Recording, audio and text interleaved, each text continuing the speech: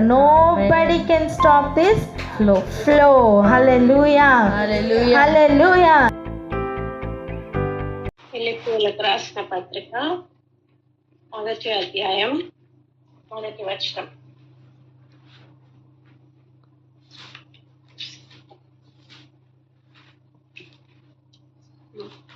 మొదటి అధ్యాయం 1వ వచనం.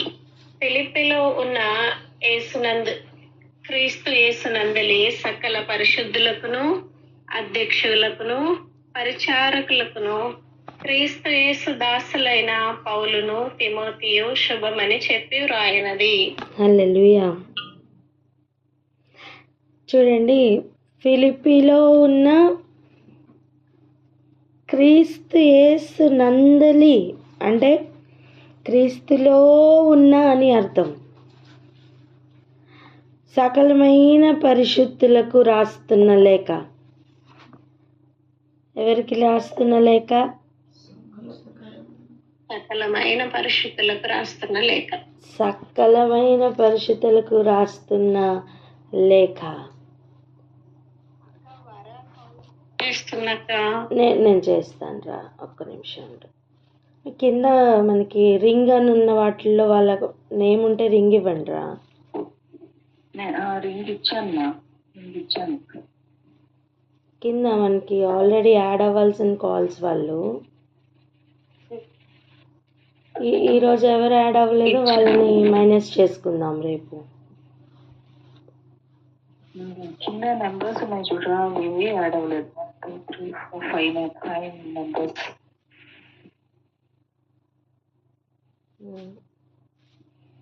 అమూల్య యాడ్ అయిందా అక్క? ఉందిగా, ఉంది. రైటా?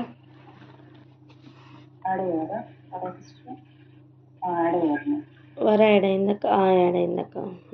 రైట్, స్తోత్రం. చెప్పండి, ఎవరేదో అంటున్నారు. సునీ ఏంట్రా? ఇంకా 16 మెంబర్స్ ఉన్నారు. ఇట్స్ ఓకేరా. రైట్, మనం కంటిన్యూ అవుదాం. హల్లెలూయా. ఇక చూడండి, సకల పరిశుద్ధులకు ఇక అధ్యక్షులకు రాస్తున్న లేఖ, పరిచారకులకి కూడా రాస్తున్న లేఖ. అంటే ఈ మాటలన్నీ కూడా ఇందులో రాసిన విషయములన్నీ కూడా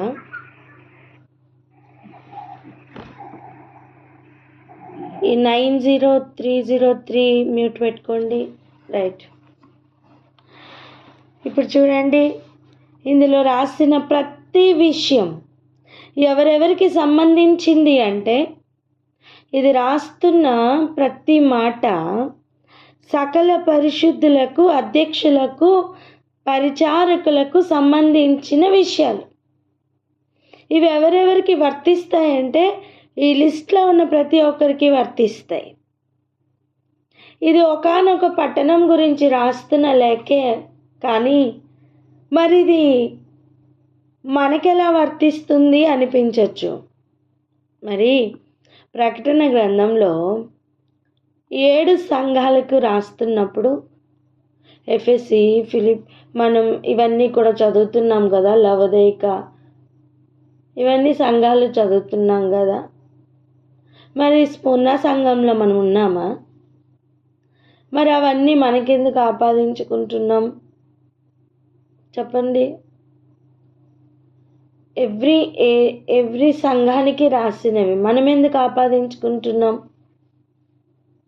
కొరింథీకి సంఘానికి రాసిన విషయాలు కొరింథీయులకి మాత్రమే అయ్యింటే మరి అందులో విషయాలు మనకి ఎలా వర్తిస్తున్నాయి అంటే, ఇందులో పొందుపరిచిన ఒక్కొక్క విషయం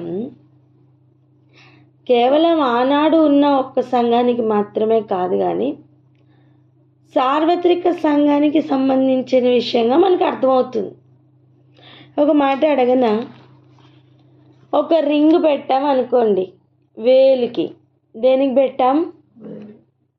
అందరు చెప్పాలా? ఒక రింగ్ వేలికి పెట్టామని చెప్పండి. ఒక రింగ్ వేలుకు పెట్టాం. వేలికి పెట్టాం. ఓకేనా? ఇప్పుడు చూడండి, ఇది నేను రింగు పెట్టుకున్నట్ట, ఓన్లీ ఈ రింగ్ ఫింగర్ మాత్రమే రింగ్ పెట్టుకున్నట్లా? నేను రింగ్ పెట్టుకున్నట్టు. ఇది ఎవరిది? నాది. అప్పుడు నేను పెట్టుకున్నట్టు. అంటే ఒక అవయవానికి ఒక రింగు పెడితే దాని యొక్క అందం కానీ మొత్తం ఎవరికి వస్తుంది?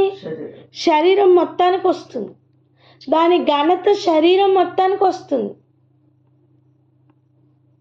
ఇప్పుడు అవమానం కూడా శరీరం మొత్తానికి వస్తుంది. గమనిస్తున్నారా? అదేవిధంగా ఫిలిప్పీ సంఘం మొత్తంలో, శరీరం మొత్తంలో ఒక అవయవం. తనతో చెప్తున్న ప్రతి విషయం బాడీ మొత్తానికి వర్తిస్తుంది. బాడీ అంటే శిరస్సు యేసు ప్రభు కనుక బాడీ ఎవరు? సంఘం. శరీరం ఎవరు? సంఘం. ఒక అవయవానికి పెట్టిన ఒక రింగ్ ఎలా అయితే శరీరం మొత్తానికి ఘనతకు కారణమైందో, ఒక క్వశ్చన్ పేపర్ ఇచ్చి పెన్ ఇచ్చి రాయమని చెప్పినప్పుడు చెయ్యి మాత్రమే పనిచేస్తుంది, కానీ మార్కులు ఎవరికి వస్తాయి? చేతికే వస్తాయా?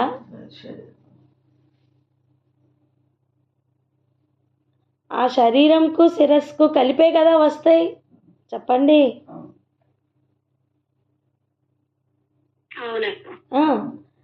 అలా ఒక అవయవం పనిచేసింది, ఒక అవయవమే పనిచేసింది, చెయ్యి మాత్రమే రాసింది కనుక స్మిత చెయ్యికి మార్కులు అని వేస్తారా? లేదు.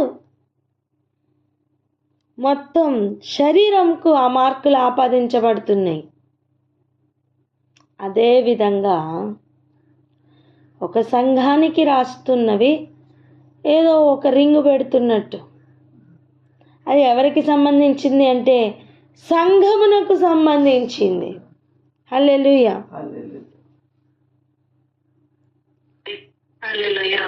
ఇది నాకు కాదండి అనిపించిందా?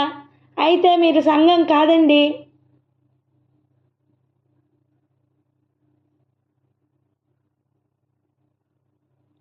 అర్థమవుతుందా? మనకి ఏవి నచ్చినాయో అవి మాత్రం తీసుకుంటాం, ఏవి నచ్చలేదో అవి మాత్రం తోసివేసి ఇది ఎవరికి? ఆ సంఘానికి. మనకి నచ్చినవి, మనకు అనుకూలంగా ఉన్నవేమో మనకి. కాదు, మనం అలా ఉండడానికి వీలు లేదు. అనవసరంగా దేవుడు ఏది కూడా దీంట్లో రాయించలేదు. ఈ ఫిలిప్పీ పత్రికను చూస్తున్న కోణం మనకు సార్వత్రిక సంఘాన్ని చూసే కోణంను నేర్పిస్తుంది. ఈరోజు ఇక్కడ ఆగి ఒక ప్రార్థన చేద్దాం. ఏమని తెలుసా? మన వలన, నా వలన, వ్యక్తిగతంగా ప్రతి ఒక్కరం మన వలన సంఘానికి క్షేమాభివృద్ధి కలుగుతుందా లేదా అని ప్రశ్నించుకుంటూ ప్రార్థించుకుందామా? వ్యక్తిగతంగా ప్రతి ఒక్కరం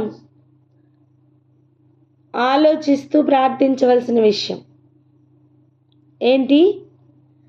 నా వలన సంఘానికి క్షేమాభివృద్ధి కలుగుతుందా లేదా సిగ్గు అవమానం కలుగుతుందా? నా ప్రవర్తనను బట్టి కావచ్చు, నా మాటను బట్టి కావచ్చు, ఏదైనా. లాంగ్ రన్లో అండి, షార్ట్ రన్లో కాదు. దేవునికి ఇష్టపూర్వకంగా నేను బ్రతుకుతున్నానా లేదా? నా శరీరం మొత్తానికి నేను అవమానం తీసుకొస్తున్నానా, ఘనతను తీసుకొస్తున్నానా అని ఆలోచన చేద్దాం. ఆలోచన చేస్తూ ప్రార్థించడానికి ముందు ఈ విషయాన్ని కూడా ఆలోచించండి. ఒక రింగు పెడితే ఆ శరీరం మొత్తానికి ఘనత వచ్చింది అనుకుందాం. అదే అలంకరణలో ఇప్పుడు మన డ్రెస్ వేసుకుంటాం కదా, సరిగా వేసుకోకుండా కొంచెం ఎక్స్పోజ్ చేస్తూ ఉందనుకోండి, అది అవమానకరంగా ఉంటుందా, ఘనత తెచ్చే విధంగా ఉంటుందా?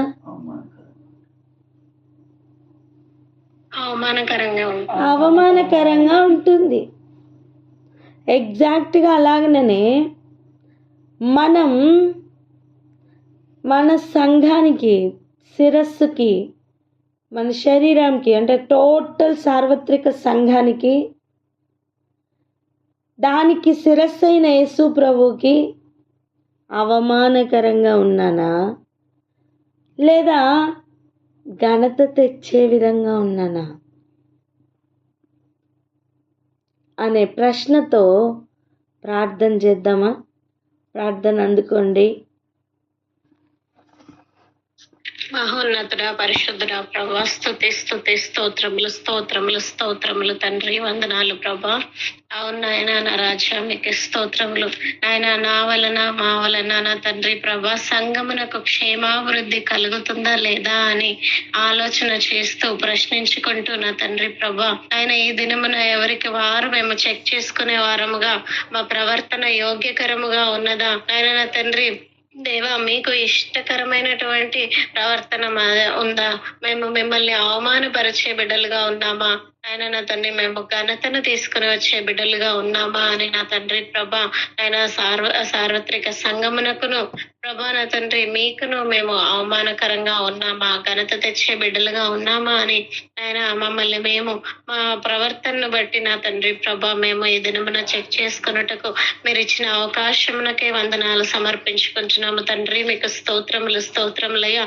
నాయన, ఫిలిప్ సంఘమునకు మీరు మాట్లాడుతున్నప్పుడు నాయన నా తండ్రి మీరు మాతో కూడా మాట్లాడుచున్నారు ప్రభా, మీకు వందనాలు. ఆయన ఎలాగనైతే నా తండ్రి ప్రభా పౌలు గారు నాయన చెప్పిన విధముగా నాయన నా తండ్రి ప్రభా క్రీస్తు యేసునందలి ఉండే వారముగా సకల పరిశుద్ధులకును అని చెప్పి ఉండగా నాయన నా తండ్రి మేము పరిశుద్ధులముగా నాయన అధ్యక్షులుగా, పరిచారకులుగా, యేసుక్రీస్తు యొక్క దాసులుగా ఉండడానికి మీ కృప మాకు అనుగ్రహించమని ప్రార్థిస్తున్నాము తండ్రి. మీకు వందనాలు చెల్లించుకుంటున్నాం నాయన. ఎల్లప్పుడూ మేము సంఘమునకు క్షేమాభివృద్ధి కలగజేసే వారముగా ఉండనట్లు నాయన మమ్మల్ని ఆశీర్వదించమని, ఎన్నడూ కానీ మేము మిమ్మల్ని సిగ్గు అవమానం పొందించే బిడ్డలుగా మా ప్రవర్తన గాని నాయన మా ప్రతి ఏరియాలోనూ నా తండ్రి ప్రభా మేము శరీరమును నాయన నా తండ్రి అవమానపరిచే వారముగా ఉండక, శిరస్సును అవమానపరిచే వారముగా ఉండక మీ విశేషమైన కృప నాకును మాకందరికీ దయచేయమని యేసయ్య అతి పరిశుద్ధ నామంలో మిక్కిలి వినయంతో ప్రార్థించి పొంది ఉన్నాం తండ్రి. ఆమేన్. దయచేసి ఎవరైనా ఆ కింద రింగ్ అని ఉంది కదా, దానిని కొంచెం ప్రెస్ చేస్తూ ఉండండి. అంటే మన రింగ్ ఇస్తున్నట్టు కదా, మధ్యలో ఒక 10 minutesకి ఒకసారి అలా రింగ్ ఇవ్వండి. మన సహోదరుల్ని లేపుదాం. ఒక మాట చెప్పనా, ప్రస్తుతం రండి మాతో పాటు యెహోవాను శాంతిపరచుటకని పిలుద్దాం. ఒక కాలం రాబోతుంది, మేమును వచ్చేదమనే కాలం. హల్లెలూయా.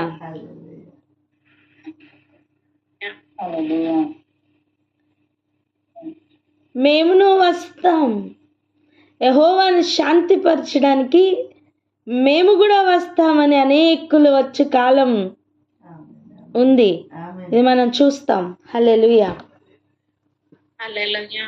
మంచిది. ఇక మనం ఫిలిప్పీ రాసిన మొదటి పత్రిక మొదటి అధ్యాయం ఇప్పుడు చూడండి, మనం 24వ వచనం చదువుదాం. 24.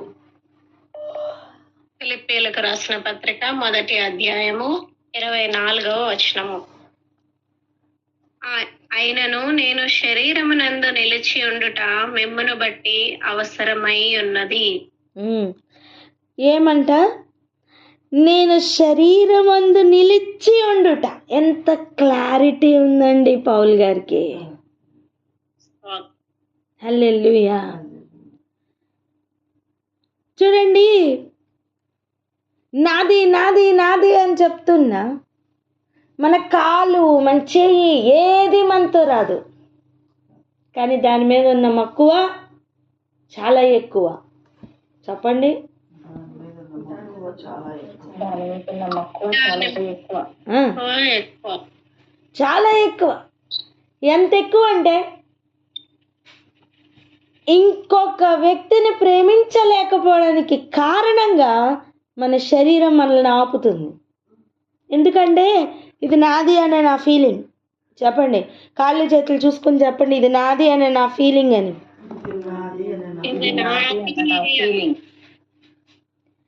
ఇది నాది అనే నా ఫీలింగ్ నన్ను ఇంకొకరిని ప్రేమించకుండా చేస్తుంది. ఏం చేస్తుంది? కాన్సన్ట్రేషన్ అంతా నాది నాది అని నా మీదే పెట్టుకునేటట్టు చేస్తుంది. అట్లా కాకుండా ఈ శరీరం క్రీస్తుకు అప్పచెప్పితే అప్పుడు ఇంకొకరిని ప్రేమించడం సాధ్యమవుతుంది. చెప్పండి, ఎంతమందికి అర్థమవుతుంది?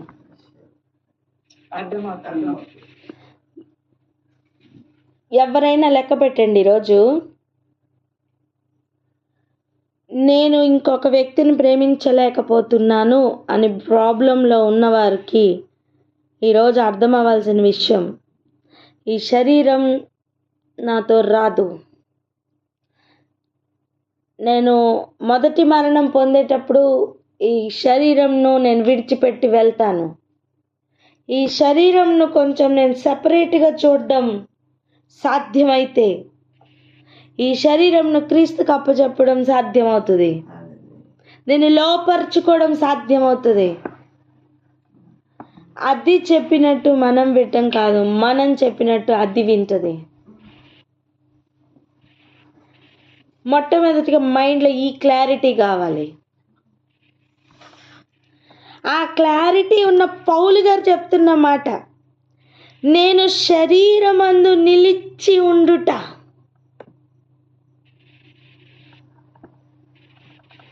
అంటే నేను వెడలిపోతాను అంటే ఈ శరీరంను విడిచి వెళ్తాను అని అర్థం.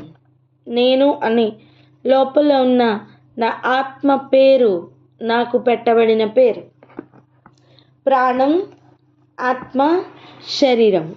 దీనిలో నా ఆత్మకి పెట్టబడిన పేరు నా పేరు.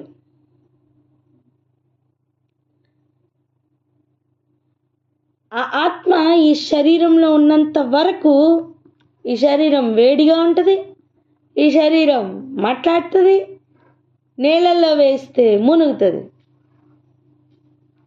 ఈ ఆత్మ నేను అంటే నా పేరు కలిగిన నా ఆత్మ నా శరీరంను విడిచిపెడితే మాట్లాడలేదు, చల్లగా అవుతుంది, నీళ్ళల్లో వేస్తే తేలిపోతుంది. అంతవరకు మునిగింది. ఆ ఆత్మ సపరేట్ అవ్వగానే అన్ని ఆపోజిట్లో పనిచేస్తున్నాయి. సో లోపల ఉండి శక్తివంతంగా దీన్ని నడిపిస్తుంది ఎవరు? నా ఆత్మ. దేవుడు నాకు ఇచ్చిన ఆత్మ. దేవుడు భూమి మీదకి నిర్ణయించి పంపించిన నా ఆత్మ, దానికి ఒక పేరు. అదేనండి లోపల ఉండి పనిచేస్తున్నది. ఈరోజు ఆ రెండింటిని వేరువేరుగా చూస్తున్న పౌలు కనిపిస్తున్నారు. నేను నేను శరీరమందు నిలిచి ఉండుట అంటే నేను బ్రతుకుట క్రీస్తే, చావైతే లాభం అని చెప్పుతున్నడానికి చాలా క్లారిటీతో పౌలు గారు మాట్లాడుతున్నారు. ఈ శరీరంలో నేను నిలిచి ఉండుట అనే ఆ కార్యం ఉందే, దాని గురించి మాట్లాడుతున్నారు. ఈరోజు ఈ క్లారిటీ మనకు కూడా ఉండాలి. హల్లెలూయా. అప్పుడే శరీరంను వేరుగా చూడడం సాధ్యం. ఎవరైనా ప్రార్థన అందుకోండి, ఈ శరీరంను నేను వేరుగా చూడాలి అని.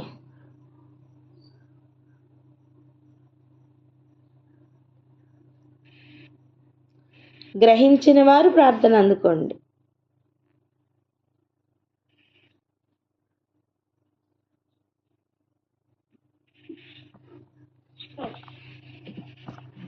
హల్లెలూయా.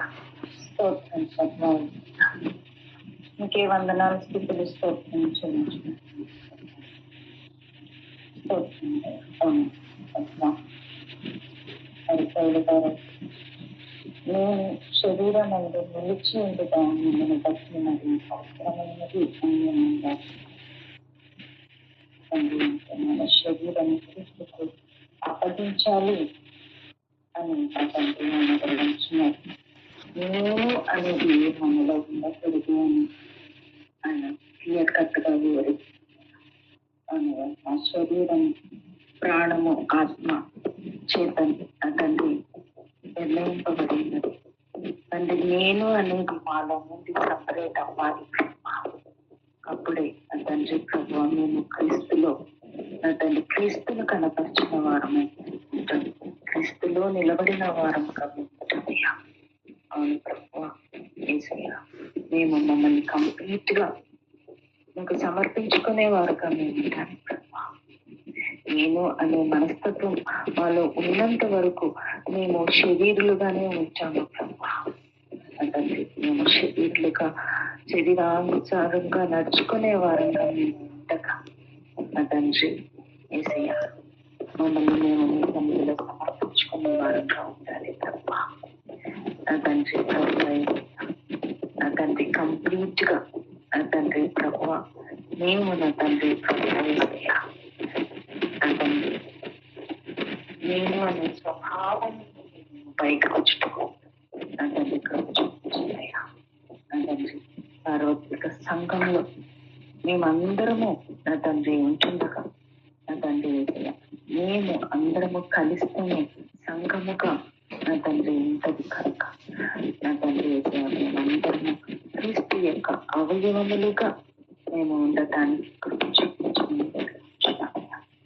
ఏ ఒక్కరు ఒక అవయవమును బట్టి శరీరముగా నా తండ్రి తీర్చబడదు కనుక నా తండ్రి మేమందరము నా తండ్రి క్రీస్తు అనే శరీరంలో నా తండ్రి ఏకముగా ఉండటానికి కృప చూపించగల నేను అనే మనకు మాలో ఉండక మమ్మల్ని మేము నా తండ్రిని సన్నిధిలో సమర్పించుకున్న వారం, నా తండ్రి ఆత్మతో నింపబడిన వారం, నా తండ్రి మిమ్మల్ని రిప్రజెంట్ చేసిన వారంగా ఈ విధంగా మీరు మమ్మల్ని ఆశీర్వదిస్తూ బలపరుస్తూ మీకు వేలాది కోట్లాది స్థితులు స్తోత్రం చెల్లించుకుంటున్నాం. చిన్న ప్రార్థన యేసయ్య పరిశుద్ధ నామంలో అడిగి గట్టిమాలి వేడుకుంటున్నాం తండ్రి. ఆమేన్. ఆమేన్. ఆమేన్. ఆమేన్. మొట్టమొదటిగా ఈ వచనంలో ఉన్న సారంను మనం తీసుకుందాం. ఈ శరీరమందు నిలిచి ఉండుట మిమ్మును బట్టి అవసరమై ఉన్నది. ఇది సరిగా అర్థం చేసుకోవడానికి మనం ఇలా ఆలోచిద్దాం. చూడండి, యవ్వన కాలంలో భర్తను కోల్పోయిన ఒక భార్యను చూడండి. జీవితం మీద ఆశ అంతా పోతుంది, ఏం చేయాలో అర్థం కాదు. కానీ ఒక మాట అంటది, ఏమనంటే పిల్లల్ని చూస్తూ మిమ్మల్ని బట్టి నేను బ్రతకాలి అని.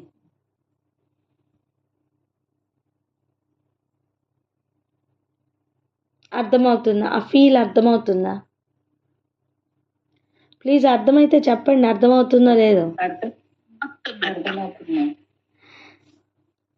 ఆ ఫీల్ ఎలా ఉంటుందంటే పిల్లల్ని చూసుకుంటూ తన కారణం చెప్తా ఉంటుంది. మీకోసమే నేను బ్రతుకుతున్నాను అంటే మీకోసమే, కానీ నాకు బ్రతకాలని లేదు అని ఒక ఫీల్ ఆ భార్య, ఆ భర్తను కోల్పోయిన భార్య, యవ్వన భార్య చెప్తుంది కదా, అలా అలా పౌలు గారు ఏమంటున్నారంటే, ఈ శరీరంలో నేను ఇంకా నివసించి ఉండడం అంటే ఎవరి కోసం అంటే మీకోసం.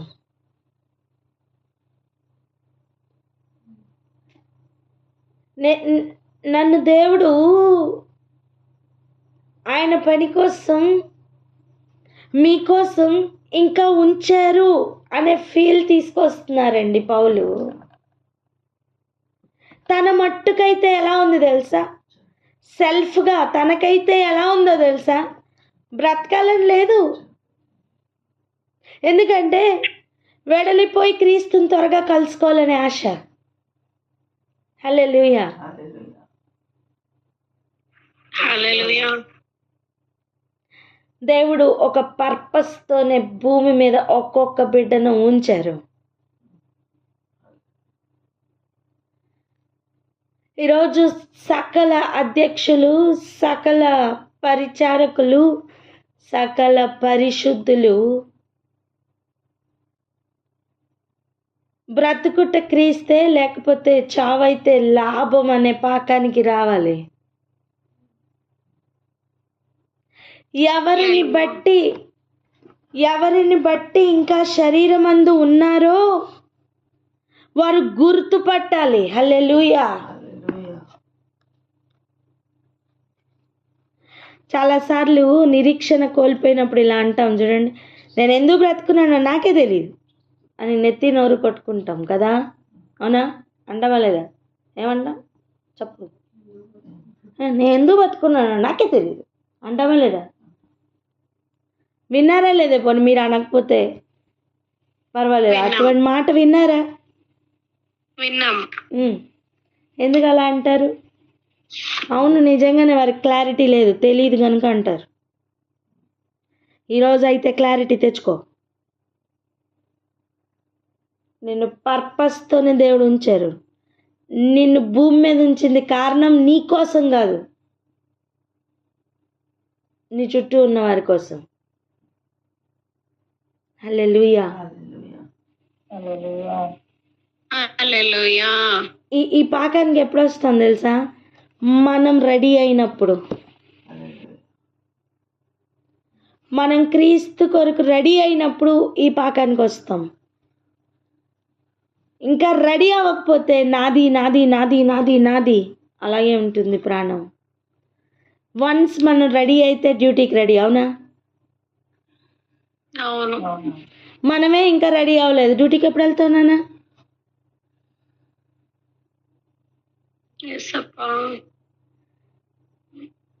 మనం రెడీ అయితే వెహికల్ పట్టుకొని డ్యూటీకి వెళ్తాం. ఎవరు పని చేయడానికి? మన పని చేయడానికి కాదు, అప్పచెప్పిన పని చేయడానికి.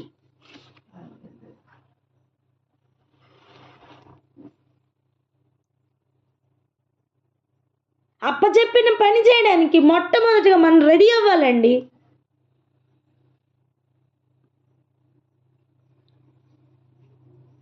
అందుకే పౌలు గారు చాలా క్లారిటీతో చెప్తున్నమాట, నేను శరీరమందు నిలిచి ఉండుట మిమ్మును బట్టి మరి అవసరమై ఉన్నది. మిమ్మల్ని బట్టే చాలా అవసరమైంది. నేను అంటాను, ఆ రోజు ఈ పత్రిక రాస్తున్నప్పుడు మిమ్మల్ని బట్టి మరీ అవసరమైంది అని పౌలు గారు తన కాలంలో ఉన్న ఫిలిప్పీల్ని మాత్రమే చూసారేమో, కానీ దేవుడు ఆ మాటలను శక్తివంతంగా 2000 సంవత్సరాల తర్వాత కూడా పనిచేసేటట్టు చేస్తున్నారు. హల్లెలూయా. అమ్మా, నువ్వు మాట్లాడుతున్న ఒక్కొక్క మాట నీ జనరేషన్స్ కాదు, నీ జనరేషన్స్కి సంబంధించిన మాట. నువ్వు మాట్లాడుతున్న మాట అనేక జనరేషన్స్కి సంబంధించిన మాట నానా.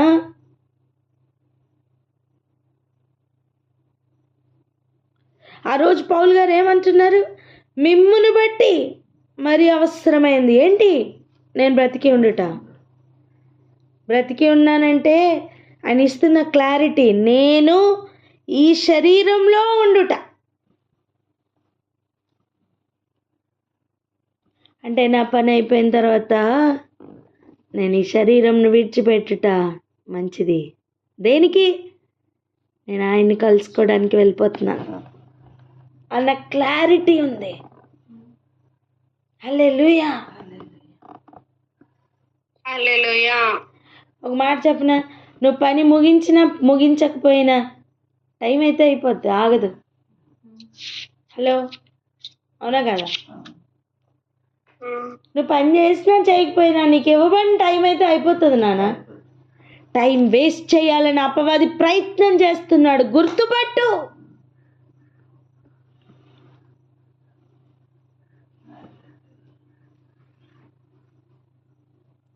టైం పాస్ చేయడానికి మన దగ్గర టైం లేదు. ఈ మాట చెప్పండి. ఆ మాట,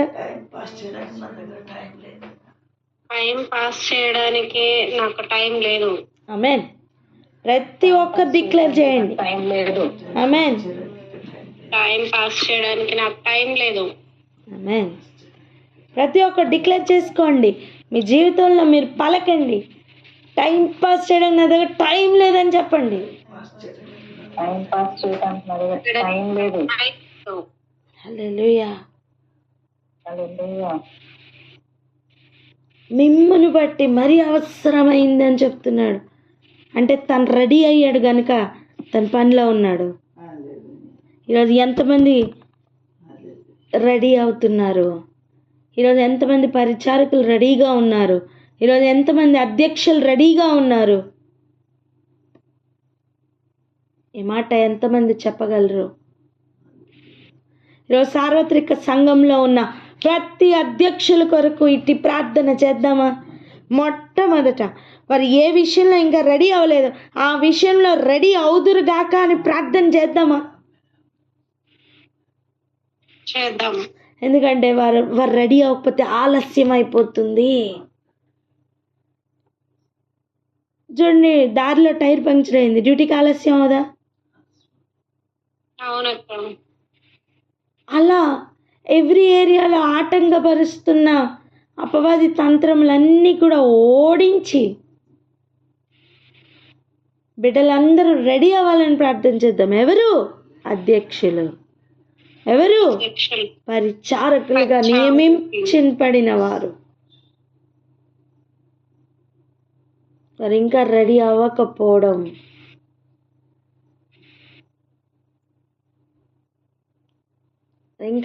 అవ్వకపోవడం, ఆలస్యానికి కారణమవుతుంది. మనం ఎవరి దగ్గరికి వెళ్ళి చెప్పాల్సిన పని లేదు. ప్రభు పాదాలు పట్టుకొని అడుగుదాం. అయ్యా, ఆ రోజు పౌలు గారికి ఉన్న క్లారిటీ ఈరోజు నాకు కావాలయ్యా. ఈరోజు ఆ క్లారిటీ నా కుటుంబానికి కావాలయ్యా. అదే క్లారిటీ నా సార్వత్రిక సంఘానికి కావాలి. ప్రార్థన చేద్దాం. ఈ పాయింట్ని రాసుకుని పెట్టుకోండి. ఈ వచనం యొక్క సారం మనకు అర్థం అవ్వాలంటే మనం 21 నుంచి చదవాలి. 21 నుంచి 25 వరకు దయచేసి ఇప్పుడు చదవండి.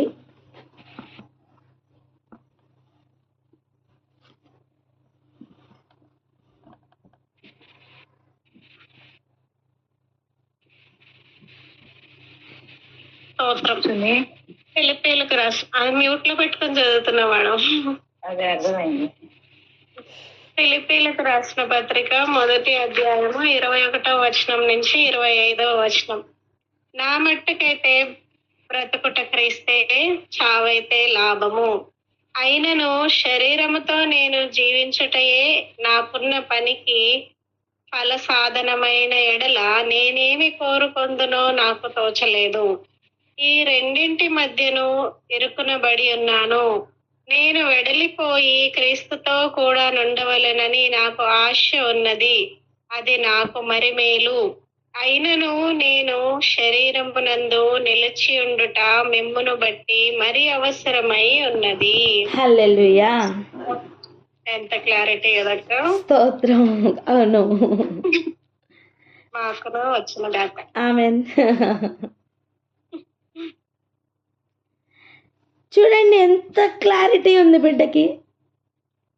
ఆ రోజు పౌలు గారు ఎంత చక్కగా తన లోపల జరుగుతున్న ఒక సంఘర్షణ గురించి చెప్తున్నారు. అది ఎంత అవసరమైన సంఘర్షణ అంటే, ఒకటి, ఇట్టి సంఘర్షణ నీకుందా అని ప్రశ్న. రెండు, అట్టి సంఘర్షణ ఉన్న వారికి సమాధానం.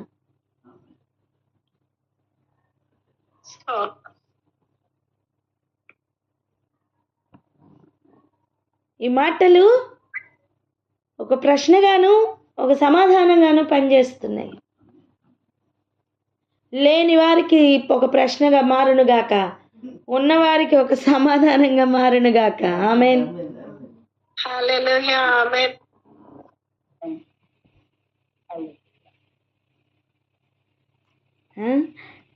నేను శరీరంతో జీవించుటయే నాకున్న పనికి ఫలసాధనమైన ఎడల నేనేం కోరుకుంటానో నాకు తెలియదు. అసలు నేనేం కోరుకోవాలో కూడా నాకు అర్థం కావట్లేదు. ఏంటి, నేను శరీరంలో నేను ఇంకా జీవిస్తూ ఉండడమే నాకన్న పనికి ఫలసాధనం. అంటే నేను ఫలించడానికి గల సాధనంగా ఈ శరీరం గనక ఇప్పుడు పని చేస్తుంటే నేను ఇంకా ఇందులో ఉండాలి గనుక నాకేం చేయాలో తెలియట్లేదు అంటున్నాడు. కానీ యాక్చువల్గా లోపల ఆశయం ఉంది. నేను త్వరగా వెళ్ళిపోయి నా క్రీస్తుని కలుసుకోవాలి, నేను త్వరగా వెళ్ళిపోయి ఆయనతో నేను ఉండాలి అనే ఆశ నాకుంది. అది నాకు చాలా మేలుకరమైన విషయం, అవును. కానీ నీ వంటి వారిని ఇంకా అనేకుల్ని తయారు చేయాలని దేవుడు నిన్ను ఇంకా భూమి మీద పెట్టారు.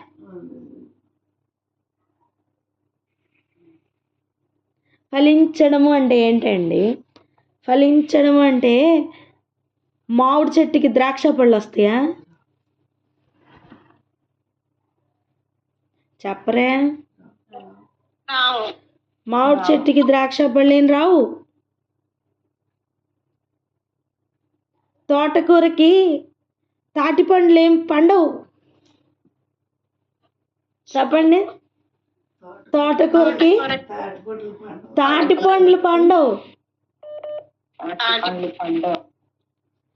అర్థమవుతుందా? ఫలము అంటే ఏంటి?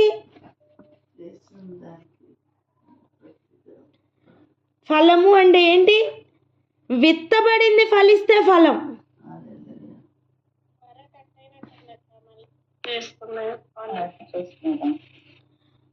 అందుకే అంటున్నాను, ఈ కింద ఉన్న రింగ్ ఉన్నాయి చూసారా, వాటిని అలా రింగిస్తూ ఉండండి. ఎవరైనా థ్యాంక్ యూ అక్క.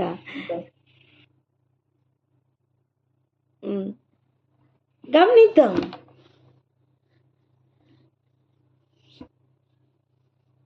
దయచేసి గమనిద్దాం. ఈ క్లారిటీ మనందరికీ కావాలి. ఫలించడము అంటే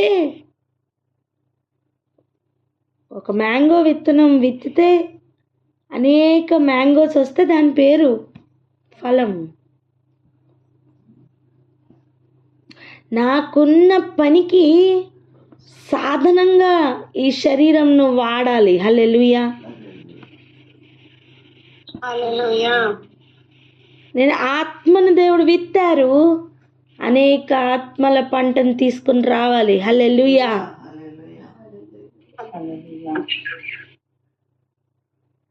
దాని కొరకు ఈ శరీరంను వాడాలి. ఎంతవరకు ఈ శరీరం దేనికి వాడుతున్నావు? నీ కోసం, నీ సెల్ఫ్ కోసం వాడుతున్నావు. అందుకే ఫలాలు లేవు.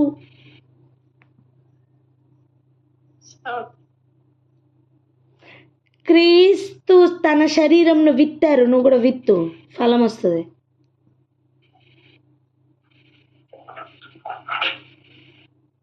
ఓ గ్రహించువారు గ్రహించుదురుగాక. ఫలములు చూడకపోతున్న వారు శరీరంలను విత్తడం కూడా నేర్చుకుంటారండి.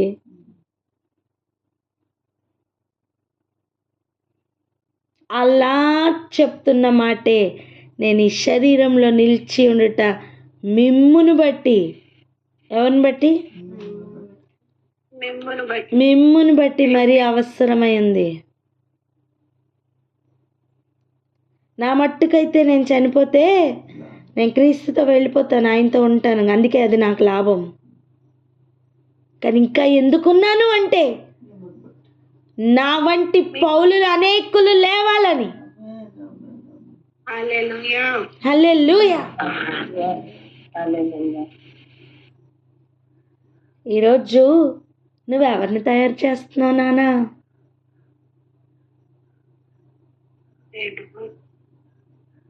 నువ్వు ఎటువంటి వారిని తయారు చేయాలని నీకు ఆశ ఉంది? ఒక అధ్యక్షుడు అనేకుల్ని తయారు చేయాలి, ఒక పరిచారకుడు అనేక పరిచారకులను తయారు చేయాలి. క్రీస్తుకు శిష్యుడైతే అనేక శిష్యుల్ని తయారు చేస్తాడు. ఒక సైనికుడుగానైతే అనేక సైనికుల్ని తయారు చేస్తాడు. ఈరోజు నువ్వెవరిని తయారు చేస్తున్నావు?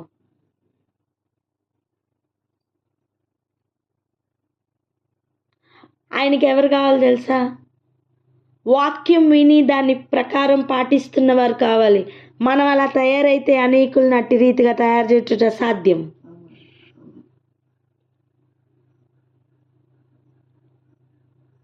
క్రీస్తుకి ఎవరు కావాలండి?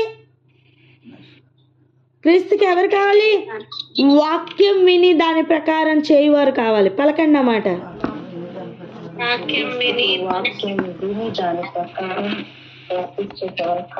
ఆమేన్. అంతే అంతే, ఇంకేం అక్కర్లేదండి. వాక్యం విని దాని ప్రకారం చేయువారు సిద్ధపడుతున్న లిస్ట్లో ఉన్నవారు.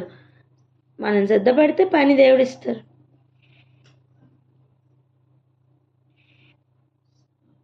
పనిస్తే వస్తాను కాదు, నువ్వు వస్తే పని దొరుకుతుంది. చెప్పండి, నువ్వు వస్తే పని దొరుకుతుంది.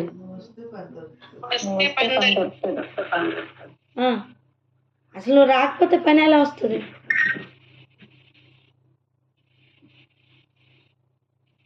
కోత విస్తారంగా ఉంది, పనివారు కొద్ది మందిగానే ఉన్నారు. పనివారి కొరకు ప్రార్థన చేద్దాం.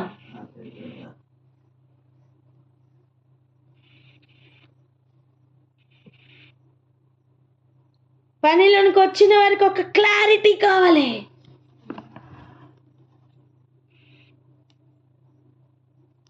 వాళ్ళు సిద్ధపడితేనే ఇలా ఒక క్లారిటీతో పని చేయటం సాధ్యమవుతుంది. కనుక మరి వారందరి కొరకు ప్రార్థన చేద్దామా? వారికి ఉన్న వ్యక్తిగత సమస్యలు కావచ్చు, వారికి ఉన్న వ్యక్తిగత ఆలోచనలు కావచ్చు, ఆశలు కావచ్చు, ఏవైనా సరే వారికి ఆటంకంగా ఉండడానికి వీలు లేకుండా వారు తయారవ్వాలని ప్రార్థన చేద్దామా? ఆమేన్. కామన్ ప్రార్థనలోకి వెళ్దాం అక్క.